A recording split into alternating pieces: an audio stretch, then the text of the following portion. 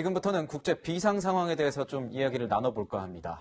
구자홍 차장, 네. 먼저 미국 얘기를 좀 해봐야 될 것 같습니다. 네. 트럼프 대통령의 조사 결과가 나왔죠? 그렇습니다. 트럼프 대통령도 이 코로나 검사를 받았는데요. 검사를 받았죠. 네. 최종적으로 이제 음성으로 판정이 됐다고 합니다. 네. 그런데 이제 트럼프 대통령의 감염 우려가 나온 이유가 이달 초에 브라질 대통령과 만찬이 있었습니다. 그리고 이 대선 자금 모금을 위한 여러 행사가 있었는데 이 브라질 대통령 만찬과 대선 자금 모금 행사장에 참석했던 사람 중에 몇 사람이 이 코로나 확진 판정을 받은 겁니다. 네. 그러다 보니까 가까이에 있었던 트럼프 대통령도 혹시 이 감염된 거 아니냐 이제 이런 의혹이 제기가 됐었고요. 이런 의문점에 대해서 트럼프 대통령이 실제로 검사를 통해서 음성 판정을 받았다는 것을 이 백악관이 이렇게 밝힘으로써 어느 정도 좀 일단락이 된 것으로 보입니다. 네, 트럼프 대통령도 70세 이상이어가지고 고위험군이다 이런 얘기도 나왔습니다. 그렇습니다. 우리나라에서는 이제 60세 이상, 65세 이상을 특히 이제 고위험군으로 분류를 하는데 트럼프 대통령은 73세이기 때문에 우리나라 기준으로 봐도 상당히 고위험군이고 그렇기 때문에 특히 이제 어떻게 보면 미국 행정부를 이렇게 주관하고 있는 대통령이기 때문에 건강상의 이유가 상당히 좀 중요한 이슈가 될 수 있거든요. 그래서 그런 의구심을 불식시키기 위해서 빨리 검사를 하고 음성이다, 나는 문제없다, 이렇게 발표를 한 것 같습니다. 네. 네. 그럼에도 트럼프 대통령이 좀 자신감을 보여왔었는데 그 얘기를 하면서 이제 근거로 나왔던 게 글로벌 보건 안보 지수라는 겁니다. 박 교수님. 미국은 1위고 우리나라는 9위로 꽤 상위권인데 이게 높으면 정말 좋은 거다, 안심할 수 있다 이렇게 볼 수 있나요? 이제 기본적으로 각 나라별로 이제 안보 지수를 이게 원래 이제 오바마 때 도입이 된 건데요. GHSA라고 그래서 기본적으로 이제 좋은 것이죠. 좋은 건데 이게 이제 꼭 현실을 어느 정도 반영을 하냐는 왜냐면 의문입니다. 이게 이제 기본적으로 숫자적으로 되는 거기 때문에 예를 들면은 안보 지수가 높다고 해서 거기에 대해서 감염병에 대해서 굉장히 강건하냐, 이게 미국에서는 이게 살리드라는 표현을 쓰는데 강건하냐라는 거하고 조금 다릅니다. 왜냐하면 지금 현재 보시듯이 미국 같은 경우에는 공공의료 시스템이 조금 우리하고 많이 다릅니다. 예를 들면 지금 걱정을 했던 것 중에 하나가 진단 키트, 코로나 진단 키트 같은 경우 우리나라에서 자기가 스스로 그냥 받고 싶다고 하면 별도의 비용을 내지만 대부분이 지금 무료로 해주고 않습니까? 그리고 그 건수도 1만 건도 넘었는데 미국에서는 지금 상황은 좀 변하고 있습니다만 한 사람이 검사를 받으려면 4,000달러 이상, 그러니까 400만 원 이상 내야 되고요. 그 비용도 굉장히 셉니다. 그리고 보험이 안 돼 있으면 기본적으로 접근성이 떨어집니다. 그래서 민주당 미국에서는 과연 건강의 차별성을 그렇게 둬서 되겠느냐. 취약계층이 거기에 대해서 진단검사를 안 하면은 진단검사를 안 한 게 결국에는 취약하지 않은 계층까지 연결이 되기 때문에 그렇게 선별적으로 두는 거는 문제가 있다 하는 측면이 있고요. 그래서 지금 이탈리아도 그렇고 공공의료가 어느 정도 역할을 하는지에 대해서는 약간 의문이 있습니다. 다만 우리나라는 굉장히 빨리 적응을 하기 때문에 현재 우리 국내에서는 약간 좀 아직도 국내의 어떤 능력에 대해서 좀 의구심이 있지만 세계적으로는 굉장히 높은 평가를 받고 있다 이렇게 말씀을 드리겠습니다. 그런데 이 보건안보 지수가 상당히 좀 우리 상황에 좀 맞아떨어지는 측면이 있습니다. 그러니까 우리가 이 감염병 예방에 대해서는 점수가 별로 높지가 않거든요. 57.3점인데 네. 어떻게 보면 코로나도 예방을 잘못해서 확진자가 대폭 늘었지 않습니까? 그런데 이 6개 항목 중에 질병 탐지, 그러니까 누가 이 감염됐는지를 찾아내는 능력은 거의 탑 수준이라고 합니다. 92.1. 예, 가장 높은 평가를 받았습니다. 예방은 잘 못했지만 이 확진자를 찾아내는 데에는 굉장히 실력이 있는 나라다라는 이 보건 지수가 우리나라의 어떤 보건 의료 상황을 좀 꿰뚫고 있는 거 아닌가 싶은데요. 저는 이번 기회에 우리나라의 예방 능력도 최우수 등급으로 좀 높이는 기회로 삼았으면 어떨까 하는 생각이 듭니다. 네, 미국의 상황이 심상치가 않은 것 같습니다. 트럼프 대통령이 비상 사태를 선포했습니다. 그 모습 먼저 보고 말씀 이어가겠습니다. To unleash the full power of the federal government through this effort today, I am officially declaring a national emergency. Two very big words. 자, 트럼프 대통령이 국가 비상사태를 선포했습니다. 김 변호사님, 뭐가 달라지는 겁니까? 일단 돈이죠, 돈. 그러니까 보면 연방재난관리청이라고 미국에 있다고 합니다. 한 400억 달러가 넘는 기금이 있다고 해요. 그걸 가지고 그 기금을 활용해서 이제 지방정부, 주정부죠, 미국의. 주정부에서 이제 의료시설이나 이제 검사기관 같은 데 자금을 투입한다는 얘기거든요. 앞서 이제 박 교수님 잠시 언급해 주셨듯이 우리나라가 다르게 미국은 이 검사 한번 받는데도 돈 엄청나게 든다는 거 아니겠어요? 그러면 어떤 좋은 의료보험을 가지고 있는 일반 시민 입장에서는 이거 내가 지금 폐가 아프긴 아픈데 이걸 가지고 검사를 받는 게 굉장히 꺼려질 수도 있잖아요. 비싸니까. 네. 아마 그런데 사용할 수 있는 어떤 자금들 이런 것들을 아마 투입을 해서 우리나라처럼 좀 빨리빨리 검사해서 확진자 가려내는 아마 그런 용도에 쓰는 자금들을 연방정부에서 주정부로 지원할 수 있는 그게 아마 이 국가 비상상태 선포의 가장 큰 핵심이 되지 않을까 싶습니다. 네, 이런 미국에서도 우리나라에서 시작된 이 드라이브 스루 진료소 관련해서 관심이 굉장히 높습니다. 박 교수님, 지금 우리나라 일부 지역에서 시작이 됐고 여기저기서 지금 시행을 하고 있는데 미국뿐이 아니라 뭐 다른 전 세계에서도 굉장히 네. 관심이 높은 것 같아요. 그러게 이게 이제 우리가 이제 특정 우리가 그 커피숍을 얘기를 하면 안 되죠. 그래서 해외에서 들어온 우리가 커피숍 같은데 이제 갈 때 뭐 차 타고 들어가서 뭐 커피를 받고 이런 시스템이었는데 그거를 이렇게 지금 이 진단을 여기 아까 영어로 나왔지만 safer and smarter라는 표현을 썼어요. 똑똑하면서도 안전하게. 네. 그래서 이거를 이제 미국 그 본토에 가서 자기네들이 채택을 할 뿐만 아니라 영국, 독일, 벨기에, 덴마크 이런 나라까지 지금 하고 있는 상황이고요. 저한테도 개인적으로 어제 그저께 그 미국 CDC에서 연락이 와서 네. 그쪽 질병관리. 네, 거기 미국 질병예방통제센터죠. 예방통제센터. 거기에 있는 분이 연락이 와서 우리 한국에 지금 우리는 이제 그 정확하게 명칭이 이렇습니다.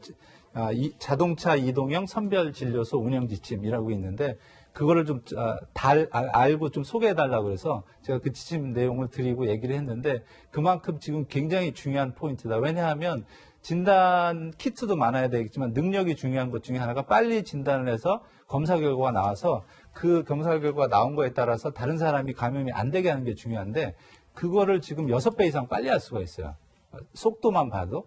그 다음에 또 중요한 것이 차로 이동해서 밖으로 빠져나가기 때문에 그 사람이 밖으로 나오게 되면 진단하는 사람들이 옷을 매번 입어야 되고 감염 위험 때문에 이제 그런 상황이 완전히 빨리 제어가 되는 상황이기 때문에 그런 점에서 지금 굉장히 높이 사고 있고 아마도 이거는 뭐 우리나라가 표준 모델이 돼서 다른 모든 나라에서 이 진단 능력을 향상하는 그거를 아마 세계적인 어떤 뭐 지침으로 되지 않을까 그렇게 조심스럽게 예상을 해봅니다. 네. 이제 인사 방식도 좀 얘기를 해봐야 될 것 같습니다. 네. 이게 트럼프 대통령도 원래 세균에 대해서 굉장히 민감한 사람으로 본인도 얘기를 해왔고, 네. 그래서 이제 악수하는 거에 대해서 자기도 이제 정치인이 됐으니까 어쩔 수 없이 악수하는데 네. 악수 사실은 나 싫었다 해가지고 뭐 거절하기도 하고 막 이랬나 보더라고요. 요즘 외국에서는 새로운 인사 방법이 나왔다고 하던데 소개 좀 해주세요. 네. 요즘 그 악수하시는 분은 좀 드물죠. 그래도 이제 주먹으로 인사하시는 분도 있고 또 예전에 이제 그 에볼라 바이러스가 그 유행을 하고 있을 때는 이게 팔꿈치 인사라고 해서 이 옷깃과 옷깃을 지금 이제 그 화면에 이 트럼프 대통령과 지금 이 인사를 하는 모습인데 저렇게 이 팔꿈치를 부딪혀서 이 서로 악수 대신 인사를 하는 것이 뭐 사실상 이제 거의 뭐 일상화되는 코로나 사태가 그 만들어낸 세계적인 뭐 새로운 인사법이다. 뭐 이렇게 볼 수 있을 것 같습니다. 네. 네, 이런 가운데 세계보건기구는요, 유럽을 코로나19의 새로운 유행의 진원지다, 이런 분석까지 내놨습니다. 관련 목소리 듣고 이야기 이어가겠습니다. Europe has now become the epicenter of the pandemic, with more reported cases and deaths than the rest of the world combined.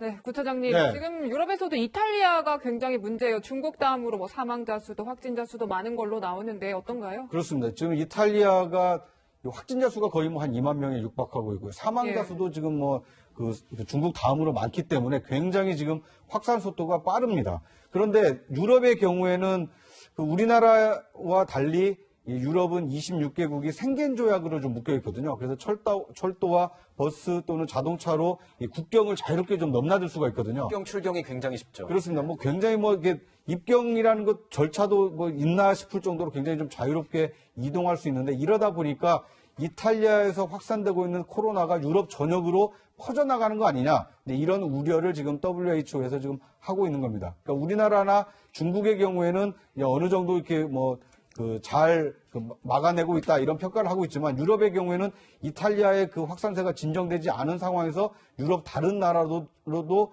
지금 확진자들이 좀 증가하고 있기 때문에 유럽이 앞으로 이 코로나의 어떤 그 큰 이 뭐 팬데믹의 어떤 진원지가 되는 거 아니냐 이런 우려를 하고 있는 상황입니다. 김 변호사님, 네. 이탈리아가 중국 다음으로 사망자 수가 제일 많은 걸로 이제 기록이 됐는데 확진자 수도 제일 많고요. 왜 이렇게 감염이 많아진 걸까요? 정확한 원인들은 찾아내지 못하는 것 같아요. 우리나라 같은 경우 뭐 신천지다 뭐 이렇게 특별한 이유가 있고, 일본 같은 경우에는 뭐 그 유람선 문제가 있었는데, 이탈리아 같은 경우 왜 이렇게 많은지에 대해서 아직 외신들도 정확한 원인들은 찾아내지 못하는 것 같아요. 다만 이제 여러 가지 추측들을 할 뿐이죠. 그 추측할 수 있는 것 중에 여러 가지가 하나씩 소개를 해드리면, 일단 이탈리 같은 경우에는 노인 인구가 전 세계적으로 일본 다음으로 많다고 하거든요. 그러니까 아무래도 노인들은 기저질환도 있고 면역력이 좀 약하기 때문에 젊은 사람들보다 좀 늘어나는 속도가 빠를 거고. 그다음에 이제 이태리 우리 영화 같은 데 보시면 볼키스를 많이 하잖아요. 네. 그러니까 아무래도 우리 동양보다는 신체 접촉이 많습니다. 그래서 아마 전파가 빠르다는 얘기도 있고, 그리고 이제 또 중국과 관련성도 얘기들 하는데, 이탈리아가 사실은 처음에 확진자가 중국 우한에서 온 관광객으로 한 겁니다. 1호 확진자가. 그 이후에 이제 중국과의 모든 항공편을 중단하긴 했는데, 기본적으로 이태리가 유럽에서 중국과 관계가 제일 많다고 하거든요. 왜냐면 왜 그런가요? 그 유럽 국가들, 그러니까 G7 국가들 중에서 중국이 시진핑 주석이 가장 크게 하는 사업이 1대1로 사업이잖아요. 그 유럽 국가들, 서구 국가들 중에서 1대1로 사업으로 같이 우리 들어가겠다고 양해각서 체결한 유일한 나라라고 합니다. 그 정도로 특히 밀라노 중심으로 해서 중국인들이 워낙 많이 들어와 있기 때문에 그 중국과의 밀접한 관계가 애초에 좀 퍼지는 데도 영향을 끼쳤다라고 보는 설들도 있고, 지금 제가 말씀드리는 거지 외신과 언론에 보는 여러 가지 설들이에요. 설들이지만 그럼 과연 왜 진짜 근본 이유는 뭐냐라는 데에서는 제가 말씀드린 그런 설들을 중심으로 여러 가지 이제 설왕설만 있을 뿐 아직 확실한 원인들은 밝혀내지 않고 있는 거죠. 무엇 때문에 이렇게 이태리에 많이 퍼져나가는 문제가요. 네. 네, 상황이 이렇다 보니까요. 독일의 메르켈 총리는 뭐 국민의 60%, 70%까지도 감염될 수 있지 않냐 이런 걱정도 하고 있는데요, 박 교수님. 유럽은 관광 대국이잖아요. 뭐 거의 전 시장 상황에 준하는 대처들을 하고 있는 것 같은데요. 글쎄, 전 그 메르켈 총리가 그 70% 이상 감염될 수 있다. 우리나라 그 이른바 그 가장 높으신 분이 이런 얘기하면 깜짝 놀랄 텐데, 이 독일에서 어떻게 그렇게 얘기를 하는지, 이제 물론 이분이 얘기한 거는 아마도 이제 다른 신종플루나 다른 과거의 데이터, 독일이 의학 강국이거든요. 잘 아시지만. 그래서 의학도 독일에서 일본을 통해서 우리나라에 왔기 때문에 제가 얘기하는 건 양의학을 얘기하는 겁니다. 그런 측면에서 굉장히 나름 의미가 있고요. 일부 전문가들은 한 20, 30% 이상 정도 전 국민의 얘기를 하는데, 지금 문제는 그렇다 보니까 이미 팬데믹 상황을 또 WHO가 선언까지 해버리니까 이미 뭐 대부분이 그 필수 장소에 대해서는 만 1분 남겨두고 모든 상점, 영화점 이런 거를 아예 그냥 문을 모두 닫게 되는 상황이어서, 특히 이제 미국도 그렇지만 이렇게 문을 닫게 되면 기본적으로 취약계층이 굉장히 어렵고, 거기에 대해서는 이른바 옛날에 뭐 이제 헬리콥터 밴이라는 얘기가 있었는데 돈을 헬기로 뿌려야 될 정도로, 그렇지 않으면은 기본적으로 경제가 안 돌아가기 때문에 그런 점에서 가장 이제 우려가 되는 부분이고요. 현재로서는 이제 이런 어떤 이탈리아로 인한 스페인, 유럽 쪽에서 이런 큰 뭐랄까요 발원, 그러니까 에픽센터라고 아까 표현을 했는데, 그게 잦아들려면 우리나라와 같은 사회적 거리두기 이미 일부는 시행하고 있습니다만 좀 더 강제적으로 해서 되지 않으면 아까 말씀하신 것처럼 고령화 문제까지 있기 때문에 쉽게 잦아들지는 않을 것으로 보고, 우리도 필히 경계를 좀 더 강화해야 되는 상황이라고 얘기할 수 있겠습니다. 네. 프랑스는 무기한 휴교령, 관광지 폐쇄, 음식점도 폐쇄 뭐 이렇게 했다고 하던데 참 유럽 상황이 쉽지 않은 것 같습니다. 이제 일본 얘기를 좀 해볼까 합니다. 구자웅 차장 보면은 일본 이제 도쿄올림픽 원래 올해 이제 예정이 돼 있는 건데 이거 좀 미뤄야 되는 건 아니냐 이런 얘기도 나오고 있습니다. 그렇습니다. 7월로 지금 그 예정이 돼 있는데요. 이 도쿄올림픽을 미뤄야 되는 거 아니냐라는 얘기가 뜻밖에도 이 미국의 트럼프 대통령 입에서 처음 나왔습니다. 한 1년 정도 좀 미뤄야 되는 거 아니냐. 올해는 뭐 코로나 사태 때문에 사람들이 모여서 어떤 큰 행사를 치르기가 좀 어렵기 때문에 실질적으로는 올해 치르기는 좀 어렵고 내년 정도로 늦춰야 되는 거 아니냐. 이런 이제 뭐 사견임을 전제로 얘기를 했었는데 이후에 이제 그 아베 총리가 굉장히 좀 깜짝 놀랐죠. 그래서 뭐 트럼프 대통령하고 통화하면서 뭐 우리는 올림픽을 잘 준비하고 있다. 이렇게 올림픽 강행 의지를 좀 밝히고는 있는데요. 지금 유럽 그리고 미국 또 뭐 그 아시아를 넘어서 지금 전 세계로 코로나가 확산되고 있기 때문에 이 확산세가 진정 국면으로 빨리 전환되지 않는다라면 지금 3개월, 4개월 뒤로 다가온 이 도쿄올림픽을 예정대로 치르기는 좀 어렵지 않겠나 이런 관측이 나오고 있는 상황입니다. 네, 도쿄올림픽 관련해서 이런 분석들까지 나오고 있는데요. 김 변호사님, 아베는 강행을 하겠다 이런 입장을 재차 밝히고 있어요. 이게 이제 사실은 일본에 들어간 동안 30조라고 그럽니다. 30조라고 그러고 만약에 이제 예를 들면 그런 보도들이 있더라고요. 만약에 일본에서 자발적으로 자 우리 연기하겠습니다라고 이렇게 하게 되면 이게 이제 이 올림픽 관련된 이제 보험 같은 거 들어놓지 않습니까? 그 보험금도 하나도 못 받게 된다는 보도들도 있었어요. 그래서 경제적으로 이만저만한 손실이 아니죠. 더군다나 아베 같은 경우에는 이번 2020년 도쿄올림픽 성공시킴으로써 이거 새로운 일본의 부흥이다. 이게 본인의 정치 슬로건 아니겠습니까? 아마 그거를 꿈꿨던 것 같은데 이게 꺾이면 단순히 경제적인 문제뿐만 아니라 본인이 생각하고 있었던 정치 일정들 그리고 본인이 어떻게 끌고 나가자는 일본의 모습들이 완전히 흐트러질 수 있는 건 아니겠어요? 그래서 아마 아베 총리도 아마 일본 도쿄올림픽을 강행하려는 것 같고 또 여러 가지 이제 방송국과의 중계권 문제도 얽혀 있고 그런데 이게 제가 잠시 말씀드렸죠. 워낙 이해관계가 첨예하게 대립되고 있고 얽혀 있는 것이기 때문에 그 누구도 고양이 목에 박을 달기처럼 그 누구도 먼저 도쿄올림픽의 연기라든지 무관중 이거를 지금 앞장서서 얘기는 못하고 있는 상황인 것 같아요. 네. 지금 전 세계 국가가 뭐 대한민국, 우리나라에 관심을 보이는 건 맞는 것 같습니다. 이제 프랑스에서도 마크롱 그 대통령이 네. 이제 문 대통령한테 이제 통화를 해가지고 대응법을 좀 공유해 달라 이런 네. 얘기도 했고요. 네. 근데 좀 약간 상반된 평가가 나오는 건 좀 있는 것 같습니다. 어떻게 보면은, 네. 이제 뭐, 드라이브 스루에 대해서는 방금 교수님 말씀하신 것처럼 찬사를 보내긴 했지만, 네. 우리가 초기 대응을 좀 잘못한 것 아니냐, 이런 얘기도 있었는데, 구자원 차장님도 한 말씀 해주시고, 교수님도 한 말씀 좀 해주시죠. 네. 네. 그러니까 국내적으로는 그 우리나라 방역 당국 특히 이 정부와 청와대가 굉장히 비판을 많이 받았죠.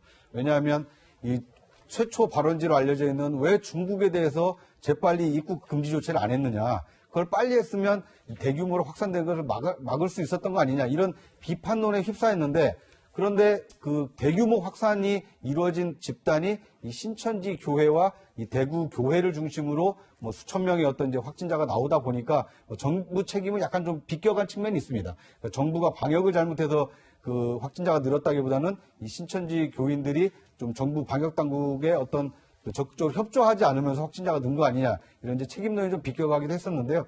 외신에서 볼 때는 상당히 우리나라가 이제 방역 당국이 방역을 잘했다라고 좀 평가를 하는 측면이 있어 보입니다. 왜냐하면 진단 키트를 빨리 만들어서 이 진단을 재빨리 했고 그리고 그 드라이브 스루처럼 이 새로운 이 획기적인 어떤 그 진단 기법을 동원을 하다 보니까 이제 외국에서는 뭐 참고할 만한 어떤 모범 사례가 이제 우리나라가 되고 있기 때문에 국내에서 비판을 받는 것에 비해서는 이 외국에서는 우리나라의 어떤 방역 당국의 조치에 대해서 상당히 좀 호평이 이어지고 있다 이렇게 뭐 상반된 평가다 이렇게 볼 수 있을 것 같습니다. 네. 교수님 한 말씀 해주시죠. 제가 지금 현재 세계보건기구 감염병 대응 평가위원이거든요. 네. 그래서 이제 얘기를 하면 지금 평가를 하는 것은 굉장히 시기상조다. 제가 이 말씀을 꼭 드리고 싶어요. 왜냐하면 평가라는 거는 그 중간 상황에 있어서는 누구도 평가하기가 굉장히 어렵습니다. 지금 이제 초기에 중국을 비난했지만 조금 있다가 딴 나라들이 혐오 사상 나왔지만 지금 이제 딴 데 가면 이탈리아하고 유럽 사람 혐오 사상이 나타날 거예요. 그래서 감염병이라는 건 돌고 도는 거기 때문에 그 중간 한 시점에서 달리기를 10m 달리는 사람하고 100m 달리는 사람하고 중간을 비교하는 거는 이건 말이 안 맞는 거죠. 대신에 우리나라 정부에서 지금 이제 비난을 받는 이유 중에 하나는 데이터나 숫자나 과학적 근거에 대해서 얘기 않고 일부 이제 이게 말로 인해서 국민들의 그 가슴 아픈 상황을 만드는 여러 가지 언어가 있었지 않습니까? 그래서 그런 점에 대해서 굉장히 방역에는 의학적 방역, 그 다음에 사회학적 방역, 그 다음에 심리적 방역이라고 있는데 의학적으로 굉장히 잘 돼도 사회학적으로, 심리학적으로 잘 되지 못하면 경제적, 사회적 피해는 거기서 나오는 거거든요. 그래서 그런 아주 센티멘탈한 거에 대해서 국민의 입장에서 공감하고 배려하고 힘든 거에 대해서 얘기를 해야지 우리 잘했다 이러는 순간 아무리 의학 박사 할아버지라도 거기에 대해서는 평가를 안 합니다. 평가는 다른 사람이 잘해줘야 되는 거기 때문에 그런 점을 명심하시고 물론 모두 힘듭니다. 지금 힘들지만 그 점에 대해서 필히 명심하고 했으면 좋겠습니다. 네. 지금도 일선 현장에서는 코로나19 관련해서 특히 의료진분들 정말 사투를 매일매일 벌이고 있습니다. 그런데요, 이분들의 길을 꺾는 발언들도 이어지고 있습니다. 그 목소리 들어보겠습니다. 마스크가 정작 필요한 진료 현장에는 부족해서는 안 되고 국민들은 마스크를 구비하기 위해서 저 고생을 하는데 의료계 쪽에는 우선적으로 다 공부를 해서 사실 의료계에서 그렇게 부족하지는 않습니다. 다만 본인들이 좀 더 넉넉하게 재고를 쌓아두고 싶은 그런 심정에서는 늘 부족함을 느끼는 사실입니다. 아까 말씀한 의료계에 마스크가 충분합니다. 쌓아두려고 합니다. 이게 말씀이 되게 부족해요, 현장은. 아마 현장은 제가 의원님들보다 더 많이 다니는 것 같습니다. 네. 박능호 장관의 이런 발언 좀 어떻게 보세요? 방금 전에 이제 교수님 그 말씀하셨잖아요. 방역은 의학적 방역뿐만 아니라 심리적 방역이 중요하다. 이거 딱 심리적 방역에 어긋난 행위 아니겠어요? 지금 보시면 박능호 장관은 어느 현장 가가지고 300개 마스크 들고 가서 200개 부족한 데다가 300개 주고 어디 갔다 왔는지 모르겠지만 그 이후에 이제 보도되는 상황들을 보면 그런 사진 우리 많이 보셨을 거예요. 의료진들이 저 마스크에다 이름 써놓고 왜냐하면 그걸 재활용한다는 얘기거든요. 없으니까. 그 다음에 걸어놓고 1번에 내 거 걸어놓고 2번엔 김윤수, 3번엔 부정 이렇게 걸어놓습니다. 재활용 때문에 그런 거예요. 방역복이 부족해가지고 발에다가 머리에 쓰는 헤어캡 있잖아요. 그거 쓰고 있는 사진들 우리 많이 지금 보시는 것처럼 지금 화면에 보시는 것처럼 그렇잖아요. 이름 써놓은 거라고요. 네. 김태현 이렇게. 왜 써요 저거? 재활용해야 되니까 다른 사람끼랑 거랑 바뀌지 않기 위해서 저렇게 하는 거거든요. 저게 지금 대구 쪽의 현실이라는 겁니다. 그런데 이제 보건의료의 총책임자인 장관이 나와서 마스크 부족하지 않은데 의사들의 재고로 이제 속된 말로 우리 집에다 쌓아놓으려고 그런다. 이걸 듣고 대구에서 좀 사투를 벌이는 의사 선생님은 어떤 생각이 들까요? 글쎄 저게 지금 방역의 총책임자로서의 얘기가 맞는지는 좀 모르겠는데 저는 그냥 내일이라도 경질하는 것이 맞다고 봅니다. 왜? 도움이 안 돼요. 지금 박능호 본부장을 계속 설화를 일으켜서 이 심리적 방역에 좀 어긋나는 행동들 하거든요. 혹자는 이렇게 얘기합니다. 지금 방역의 총책임자를 바꾸면 어떻게 합니까? 그런데요, 박능호 복지부 장관 양력 보시면요, 사회복지 전공이지 보건의료 전공 아닙니다. 어차피 전공자 아니에요. 그냥 빼고 차관들 중에서 보건복지 차관한 전공한 차관이 있거든요. 그 사람 대행으로 올리고 질본을 그냥 컨트롤 타워로 삼아서 총리가 직접 관할하라. 그게 낫다. 어차피 사회복지 전공에서 보건의료 전문가도 아닌데 그냥 지금 경질하는 게 낫다. 그게 정부의 메시지 관리에 도움이 될 거다라고 저는 감히 말씀을 좀 드리겠습니다. 네, 조금 전에 김태현 변호사께서 말씀하신 이 경질 관련된 문제는 김태현 변호사의 개인적인 의견으로 말씀드리고 가겠습니다. 네, 코로나19 관련한 국내 그리고 해외 상황까지 짚어봤습니다. 박 교수님과는 여기서 인사드리겠습니다. 감사합니다. 네, 감사합니다.